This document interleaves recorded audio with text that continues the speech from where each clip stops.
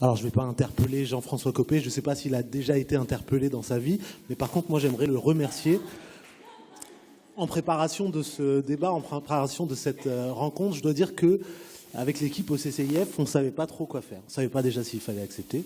Finalement, on se dit que le débat, c'est toujours la bonne approche, la bonne façon de faire. Et puis, on ne savait pas comment vous dire merci.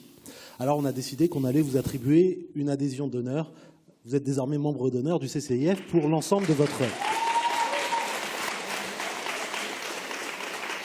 Et c'est vrai que, rétrospectivement, quand on regarde dans le département communication au CCIF le nombre de déclarations qui ont été faites de votre part à l'égard des musulmans, que ça aille du pain au chocolat, aux lois sur la burqa qui n'existent pas en France, on parle de voile intégrale, aux repas de substitution, au supposé communautarisme venant même de communautés qui sont des élites les plus stables dans notre politique, dans la reproduction des élites et de la distribution du pouvoir, c'est vrai que c'est assez risible. Et pour ça, on aimerait vous remercier pour l'œuvre que vous avez faite de sensibilisation et dans cette capacité à démontrer ce que pouvait être parfois l'opportunisme politique. Maintenant, ma première question, elle est simple. On vous entend parler à tous les points de vos interventions médiatiques, du communautarisme, de la tentation et ainsi de suite. Au bout d'un moment, on se demande si vous êtes capable encore de faire de la politique sans problématiser les musulmans. Donc ma question, elle est simple. Est-ce que vous êtes capable de formuler un projet qui soit suffisamment rassembleur pour les citoyens français de toute obédience, de toute confession, de toute appartenance, sans monter les gens les uns contre les autres?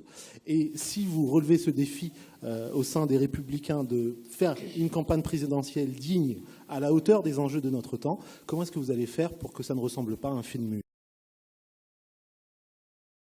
On va prendre un exemple très concret. Je vous ai entendu dire que vous étiez défavorable à la loi sur la burqa. Vous le confirmez? Je le confirme. Vous êtes défavorable à la loi de 2004 sur le voile à l'école? Ça ne vous choque pas que les jeunes filles à l'école aient des voiles? De manière très simple. Je vous réponds de manière très factuelle. Très simple. Sur la loi de 2010 à propos du voile intégral et de la dissimulation du visage, ce n'est pas une question de burqa, parce qu'il n'y a pas de burqa en France. Et vous le savez. Et d'ailleurs, si vous lisez le texte de la loi, il ne parle ni de voile intégral, ni de burqa. Pour une raison simple. Si ça portait sur un symbole religieux, en l'occurrence la burqa ou le voile intégral, qui sont des pratiques culturelles avant d'être des pratiques cultuelles, ça aurait été retoqué par le Conseil constitutionnel. Or, on s'est caché derrière un motif de sécurité en expliquant que ces femmes étaient un danger sur l'espace public. Lisez la loi. Mais c'est moi qui... Mais écoutez, la loi, c'est nous qui l'avons faite. Le voile intégral, ça ne parle pas du voile intégral. Non, pas du tout. Ça parle de la dissimulation du visage. La République se vit à visage découvert. D'ailleurs, la meilleure preuve, c'est que vous demandez la burqa pour les femmes, mais pas pour les hommes. Il y a un petit problème quand même. Et pour les hommes, ça vous choquerait pas qu'il y en ait. Mais je ne demande strictement rien du tout. Vous portez une burqa si vous voulez, vous faites ce que vous voulez de votre vie. Maintenant, mon point, il est simple. On peut continuer l'observatoire du double langage, par exemple. La polygamie. Très vite, et une dernière question. La polygamie, vous êtes pour ou contre? Je vous réponds très simplement. Je ne me prononce pas sur des questions qui ne me concernent pas. C'est fantastique. Alors, en fait, vous choisissez, quoi. De manière très simple. Mais à chaque fois, vous me dites de manière très simple, mais vous répondez jamais. Je ne suis pas imam, donc je ne me prononce pas sur des questions religieuses. S'il vous plaît, dans la salle, s'il vous plaît. Personnellement, à titre personnel, je ne cautionne pas la polygamie, je ne la pratique pas, ça ne m'intéresse pas. Est-ce que vous la condamnez? Je ne condamne pas la polygamie, comme je ne condamne pas le fait de la choisir ou pas dans d'autres pays ou dans la manière. La pénalisation de l'homosexualité, vous en pensez quoi? Je peux terminer de vous répondre sans que vous m'interrompiez. Non, mais c'est des questions de société, hein. Je vous réponds de manière très simple. Allez-y, monsieur. Mais oui, mais non, vous me répondez jamais. Donc, je vous explique. Il nous reste 2 minutes, alors allez au fait, s'il vous plaît. Laissez-moi juste terminer un argument et puis après vous pourrez me contredire si vous le souhaitez. Je ne m'ingère pas dans les questions de couple, dans la manière dont les gens vivent. On vit dans une société où les gens choisissent d'avoir 1, 2, 3 partenaires sexuels. Ça n'est pas la question du CCIF. Je ne condamne pas les choix personnels des uns et des autres d'être homosexuels ou d'être polygames ou de se marier à 2 ou à 3. Ça ne m'intéresse pas. Le seul sujet du CCIF... La polygamie, c'est un choix personnel? La polygamie, c'est un choix personnel? Le fait d'avoir plusieurs partenaires sexuels, ça n'est pas mon sujet. Non, c'est pas ça la polygamie. Vous faites ce que vous voulez de votre... La polygamie, ça n'est pas ça.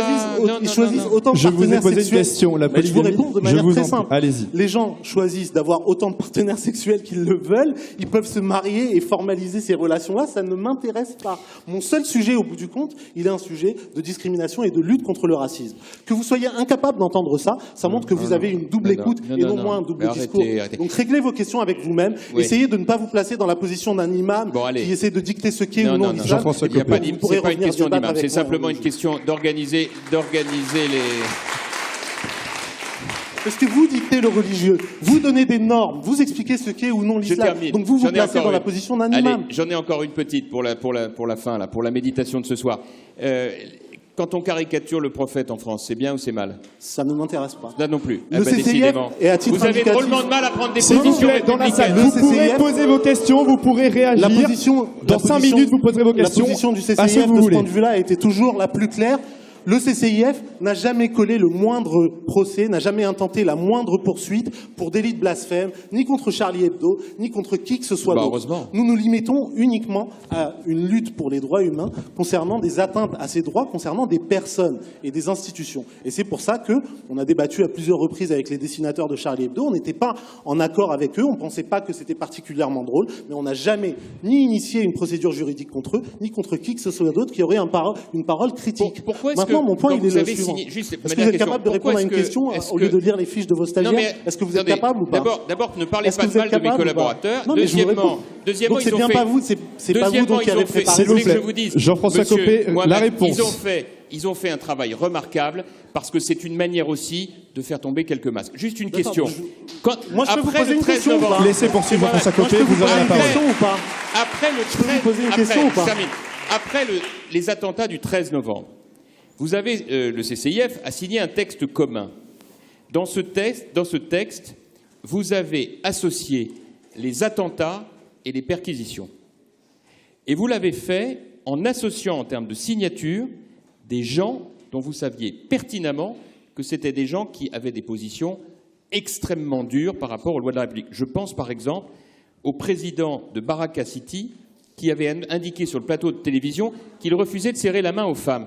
Est-ce que, quelque part, vous n'avez pas le sentiment que vous êtes, une nouvelle fois, je le dis, un cheval de Troie de l'islamisme radical? Ce sera la dernière réponse. Est-ce que ça n'est pas l'illustration parfaite de tout cela? Donc, je résume notre débat de ce soir. Vous n'avez strictement rien à reprocher au CCIF, mais vous avez des choses à reprocher à des gens qui ne sont pas présents, avec lesquels vous ne débattez pas. Et comme vous n'avez pas le moindre argument pour me mettre en défaut, vous utilisez leurs déclarations et leur prise de position pour essayer de créer, par capillarité, je note que vous les avez toutes cautionnées. Je vous réponds de manière très simple. Toutes ces positions, vous les avez cautionnées. Vous les avez invitées. Moi, je n'invite pas Génération France, Marine Le Pen, pour débattre avec moi. Vous avez invité systématiquement des gens qui étaient des extrémistes. S'il vous plaît, Marouane Mohamed, allez-y. Je vous réponds pour une dernière fois, et puis après je me permettrai, si vous le voulez bien... Ce sera la dernière réponse, on arrêtera là-dessus. De poser au moins une question.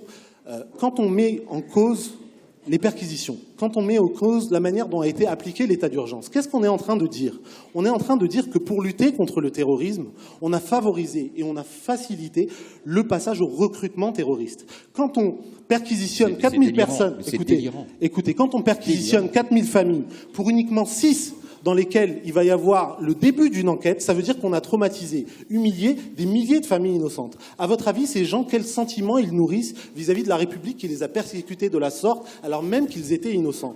Les mêmes procédés que vous dénoncez et qui ont été utilisés contre vous, vous nous expliquez que vous avez été mis en cause injustement, jeté dans la fosse au lion, fait l'objet de poursuites par des meutes qui vous auraient mis en cause et vous victimisez. C'est exactement la même chose. Parce que vous utilisez la suspicion, vous utilisez la suspicion vis-à-vis de familles qui sont innocentes en les mettant en cause pour rien, et il a été démontré qu'elles étaient innocentes. Donc cet état d'urgence et la manière dont il a été conduit, majoritairement avec un ciblage des familles musulmanes, a été préjudiciable à ces familles et n'a pas facilité ni le vivre ensemble que vous appelez de vos voeux, ni la lutte efficace contre le terrorisme. Merci. Monsieur Copé, vous aurez l'occasion de répondre tout à l'heure. Il y aura des questions de la salle. Monsieur Mohamed, merci. Je vous laisse regagner votre place. On va passer au deuxième grand témoin, toute autre chose. Je vous demande d'accueillir Charlotte Journeau. Elle est